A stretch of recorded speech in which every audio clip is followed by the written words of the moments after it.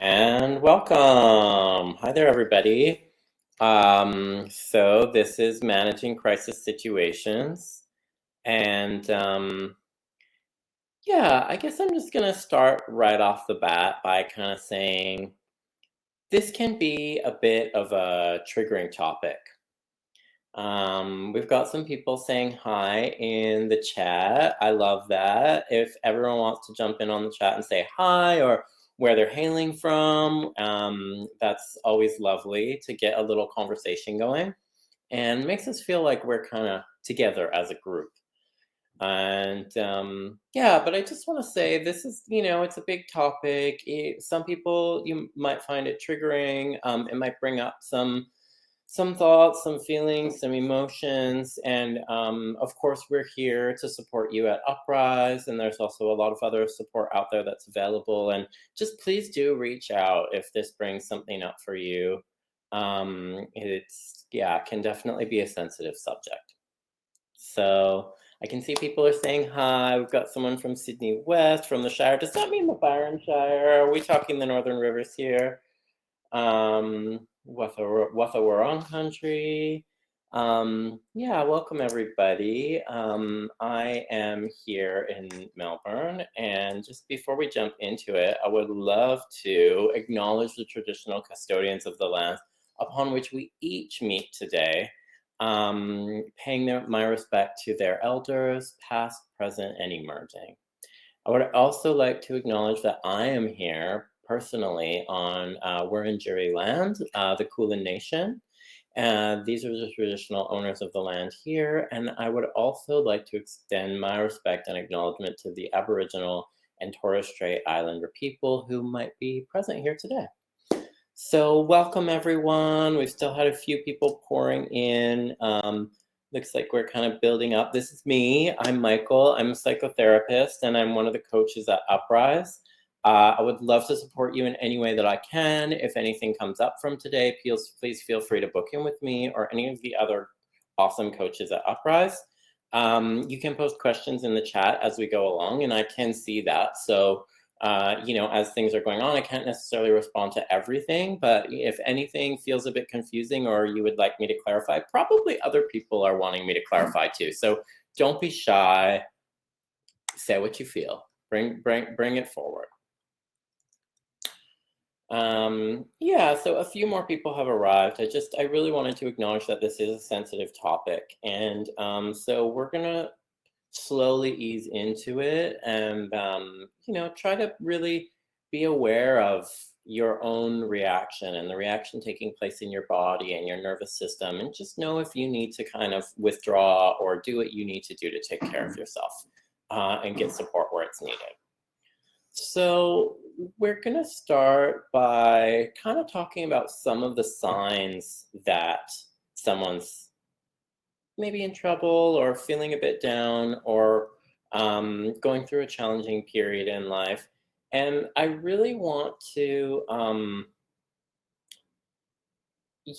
want to say that considering lockdowns and everything that's going on, we might recognize a lot of these things in ourselves at the moment. And that could definitely be a little triggering. I know for me, I'm like, ooh, I feel like those things are all present in my life at the moment. So, acknowledging that collectively as a society, we are going through some really challenging times right now, but, we might notice that someone in particular has extra withdrawn or, that they're just really not themselves. So being aware of that, noticing unusual moodiness, maybe that person is regularly kind of even keel, laid back, and suddenly there's a lot of ups and downs. Apathy, that sort of just, oh, I don't care, whatever, sure. Not really bringing much of themselves to the table. Neglecting social obligations. So, this is kind of not turning up late, not bothering to sort of pull themselves together. I know a lot of us have been doing Zoom calls in our sweatpants and whatever, but there are some moments where we kind of have a shower and look nice and bring ourselves to the table. And, sometimes we have to remind ourselves to do that at this time, but, just really tuning into yourself and to others around you and figuring out if that's something that, has really shifted. A small window of tolerance. So this is a really big one, actually, because what happens is that we all have this window. And it's like they say, the straw that broke the camel's back. It's really that idea that we can take a certain amount of things, we can allow for a certain amount of challenges in our lives. We can, maybe one situation like having a sick parent, that could be an okay situation, but having a sick parent and having things going really badly at work and having relationship troubles and trying to deal with homeschooling your kids and living in through a worldwide pandemic, that's too much for a lot of us, for all of us, right? So what happens is the window of tolerance grows very small. It's already full. So any little thing that happens can just like put you over the edge. And, you know, sometimes our natural response is to feel like, oh, or to kind of talk about that person behind their back or complain about them or whatever. And maybe we just need to ask if they're okay. When we notice that somebody's being really reactive and that their window of tolerance is like this short, maybe it's okay to say, hey, how you doing? How are things at home? What's going on here? And or just maybe having a little bit of allowance for that at this time. Um, Severe anxiety, hopelessness, there's anxiety. We're all dealing with these certain levels of anxiety at the moment, but then there's like, I can't sleep, my heart's always pumping. That kind of existential crisis, like when will we ever get out of this? When are things gonna get better? Maybe somebody who used to have a couple drinks here and there, but you're noticing that they're hungover every single morning. Self-harm, noticing that, or somebody has maybe mentioned anything about self-harm or something like that. These are all reasons for us to say, let's say if you're noticing 3 or more of the things on this list, then probably it's a good sign that we should check in with that friend. And the last two, self-harm and manic behavior, we only need to notice this one thing to know that we should probably check in.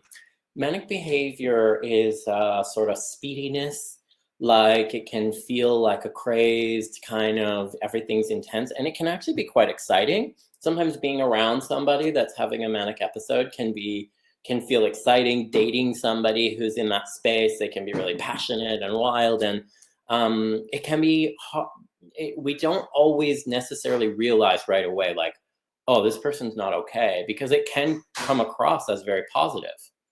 But over time, we have to be able to kind of, I guess, recognize that um, it's a worry and it can quickly turn dark or cause that person to really harm themselves or someone else. So, I guess these are the signs. These are the kind of early warning signs that there's something we should question. Now, when we're talking about supporting in a crisis situation, I guess the number one thing that's important is to ask yourself, am I the right person to step in this moment? And a part of that, and you might not have a choice. It might just kind of happen to you. It might just kind of unfold in front of you. But we need to understand what's taking place in our bodies and in the bodies of other people when there is a fear response, when there is a nervous system activation. And through understanding this, we also start to build understanding of how we can work with that, how we can sort of generate a calm, cool, and collected space within our nervous system, even when things get wild and heated and intense. And, if you know that your friend is going through something really bad, and if they tell you, hey, maybe considered ending my life or something like that, and you know that you're likely to get very hysterical in that situation, you're probably not a very good person to approach in that moment. So we have to really get to the place where we can see where we're at and take care of ourselves first also. Get yourself to the place where you are in a good place to support somebody. And like I've said, we don't always have the choice. So then what? Now let's just try to understand cortisol, adrenaline, these things that are taking place. So, some signals come from the hippocampus, and we get these hormones that flood through the body, and they tell our kidneys to start pumping adrenaline, and, suddenly things change. We hyper focus on really specific things in the immediate area. And, this is like potentially looking for a weapon, looking for a way out of the situation, things like this, right? But we're not living in a reality anymore where we're being chased by a tiger. That's not really where the fear is coming from. But the body doesn't understand the difference between I've got a paper that's due tomorrow and I'm being chased by a tiger. It's the same response. So through becoming aware of that, we start to be able to work with the body, understand it better. So we notice that suddenly we have access to more energy. We notice that, our sort of sensory processing of the immediate environment becomes very acute. But we're also losing our immune function, and our ability to come back from the stress response if we're in this state all the time, ongoingly. And this also kind of cuts off our empathy. So some of our sort of responses in the brain that make us feel the most connected to other human beings can dwindle. And this is a challenge because when we're in a situation where things get heightened, we kind of need that the most. So, we're going to do a meditation at the end of this, and we're just going to talk about, different ways in which we can work with the nervous system to remain calm ongoingly. And yeah, so we would like our loved ones who are struggling to feel safe coming to talk to us about that. That would be, that's quite important. So, a part of making them feel safe to be able to approach us is going to be using language that makes people feel like you would not be judgmental of them. So, for example, even when we're talking about suicide, we can say that person died by suicide. Or we can say, that person chose to take their life. When we say committed suicide, what do we commit? We commit crimes. We commit people to jail. So when we use that word, commit, it really immediately puts a negative spin. It really immediately means that anybody who's considering anything like that is there's something wrong with them. And chances are that a lot of people here on this talk have had a moment in life of thinking, oh, maybe it would just be easier to not be here. That we have had some thoughts like this. So sometimes sharing your experience can be important. The more we're vulnerable and the more we open up about the struggles that we go through in this life, the more other people feel that it's safe to share about these types of things. And vulnerability breeds vulnerability. The more I'm kind of honest about the things that I go through, the more people kind of feel it's safe to open up to me. And some conversations are really tough conversations. It's easier to avoid them. It's easier to kind of put them off and put them aside. So let's bring ourselves to the table. Let's bring our challenges to the table. Sometimes it's more comfortable to just stay in our little bubble.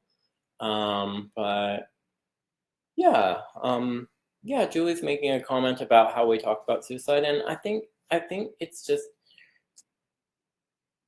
something that just gets passed on, and it just gets passed on, and it gets passed on, and we don't even think about it. I mean, I have been in this field for like 5 years, and for me, I've been trying the whole time to not say that anymore and to change my language around it, and I still slip up and say that sometimes.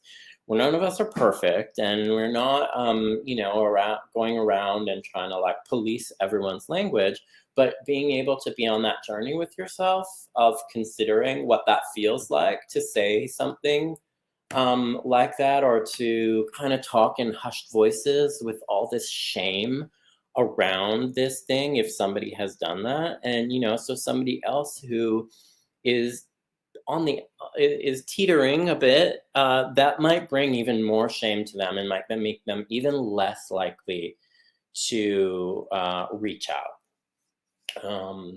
Yeah, Kimberly's commenting about people who say the person who died by suicide was selfish. That's a big one, and sometimes it's going to feel like that. If you've lost somebody, which I have in that way, then it can definitely feel that way. And your feelings are valid, but we have an opportunity now in this world, now that we're kind of growing and changing, and we're acknowledging mental health, and we're acknowledging trauma, and we're starting to actually understand these things, not just like in a certain professions, but actually these topics are really soaking into the public conversation field. And we have the opportunity to understand that maybe that just felt like the only option for that person at the time. So yeah, let's be more gracious about the way we chat about things. There's definitely a few comments coming in about that, and I'm really glad that everyone is sharing and connecting. um, I guess if we are in the situation where we feel like there's risk, whether that's a friend, whether that is someone coming to us in HR and saying, "Hey, I really need you to connect me with a counselor," something like that. We'll be in situations sometimes where suddenly we have to wonder how serious this is. Now, I'm going to say something right now that might feel a little controversial. Most people who will tell you that they are thinking about suicide or about ending their life will not choose to take their own lives. And I used to, work doing risk calls. That was how I started my career. And, um, sometimes that is the only crutch that someone has to lean on. Sometimes they're in a situation that feels so bad that that is actually what's keeping them going. The idea that there's potentially a way out. And until we can find a better support mechanism for them, then maybe just knowing that that's there is kind of all they need. And so I guess when we're trying to figure out if we are in a duty of care situation that we really need to step in and do something, or if this person is actually just needing someone to talk to, these are some of the ways that we can sort of get to the bottom of the seriousness of the situation. Um, so, what protective factors are in place? Somebody who is, who has close family members, who has children, is statistically far less likely to die by suicide, um, even if they're in a really challenging situation.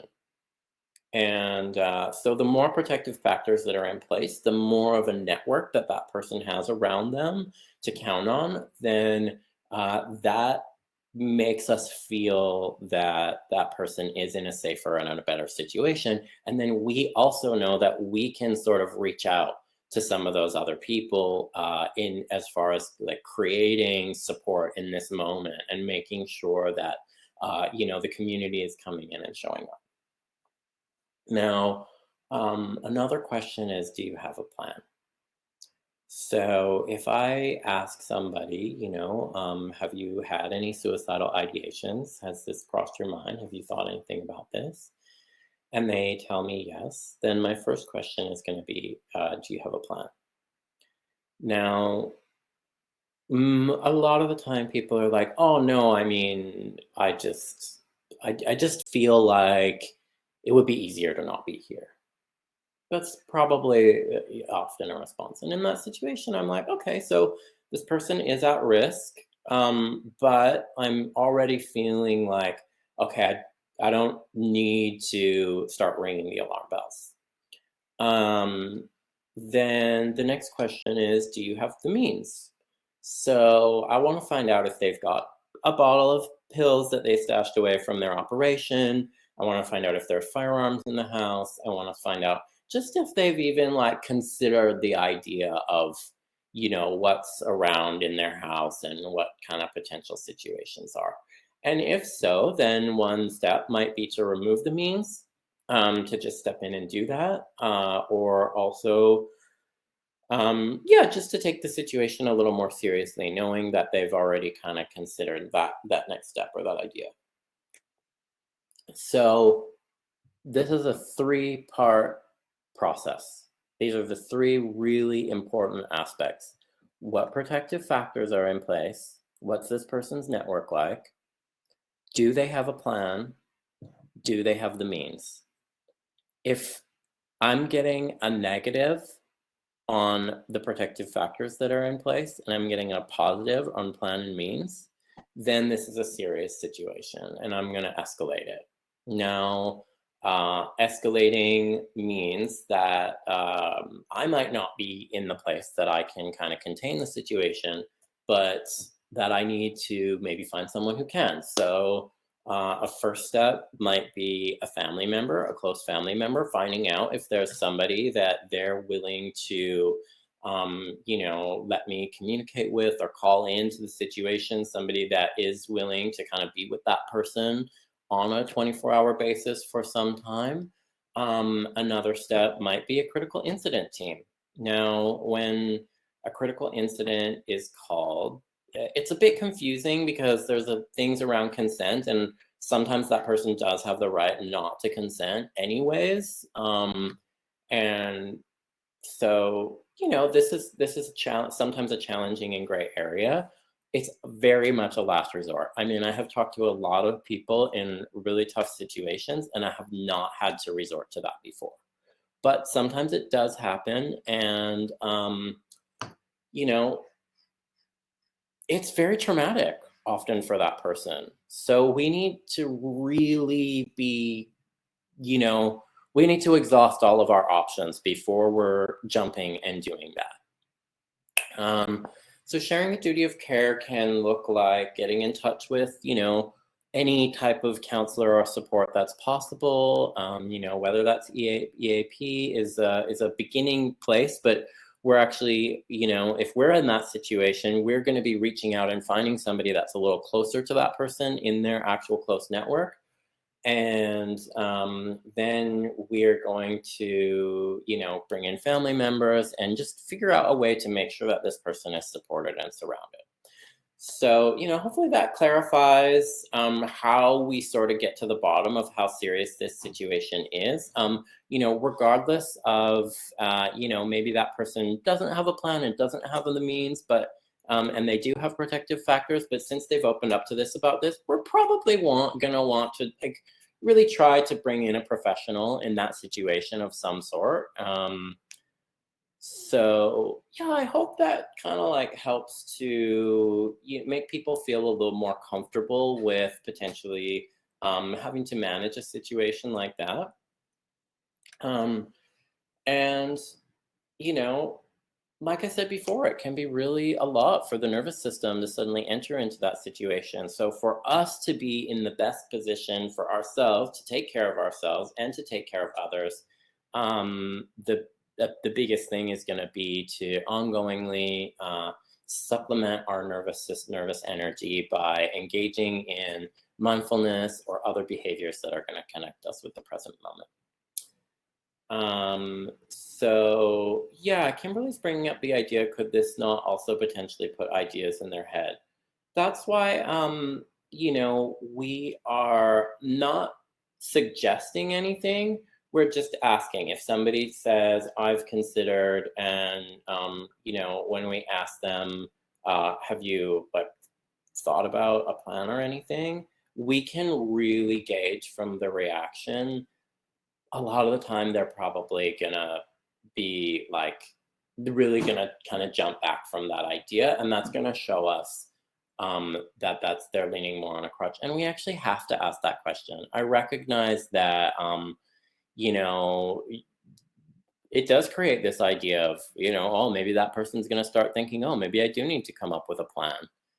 um, but it's important because most people, if they haven't come up with a plan, that they're not going to jump and come up with a plan just because we say something about it. But I do recognize that as a concern, and I think there's no real. It's a sticky situation. It's very challenging, and we kind of do need to have some sort of a formula for being able to get to the bottom of it. Yeah. Uh, if I noticed Laura, but yes, holding yourself back. There's definitely like it's like being a counselor. When we're a counselor, we're not bringing our story to the table. Sometimes we have some things that relate, but we're not necessarily jumping on that. So if no one has any more questions, I'm just gonna offer a 2-minute meditation before we have to end. Just if everybody wants to take a stretch in their chair. We've been sitting in our chairs all day. We've been staring at screens and listening to people talk, just connecting with the body, rolling the shoulders, rolling the neck, just letting the shoulders be heavy, feeling what that's like to just let them relax deeper and deeper, and allow the attention to just roll down the arms into the hands.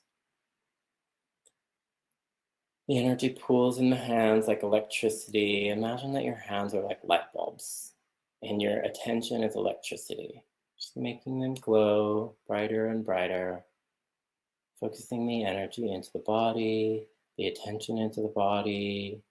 Thoughts and feelings are coming and going. We've talked about a lot of things. Just allow them to be there. Don't reject any of those things. Just bring the attention back to the body, back to the hands. Really settling into that, and then allow the electricity to just spread up the forearms and the elbows, into the shoulders, up the neck, into the scalp. Almost imagine your hair is relaxing behind your eyes, your jaw, even your tongue. Just letting all these parts of the body settle, connecting with the present moment through connecting with the body. And then opening the eyes and looking around, but taking everything in like you're here for the first time. All the abstract colors and shapes.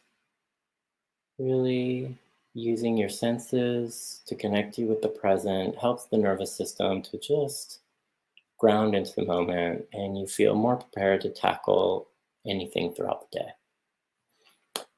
So thanks everyone. Key takeaways: recognizing concerning behavior, checking in with yourself first. Like they say on the airplane, you got to put the oxygen mask on yourself first. Engage with ending harmful stigma, assess the seriousness of the situation, develop your ability to remain calm. So practice meditation if possible, or mindfulness. I mean, you can do mindfulness when you're doing the dishes. Let's all work on cooling our nervous systems down.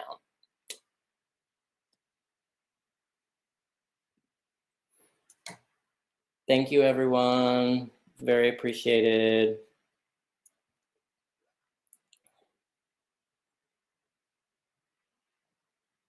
Mm. Well, I really appreciate all the comments. It makes me feel really good. And I hope that everyone is feeling really grounded after that. So take care and enjoy the rest of your workday. Presentation, and it really helps us all. And thank you everyone for joining us for this webinar, and hope to see you next month. Bye.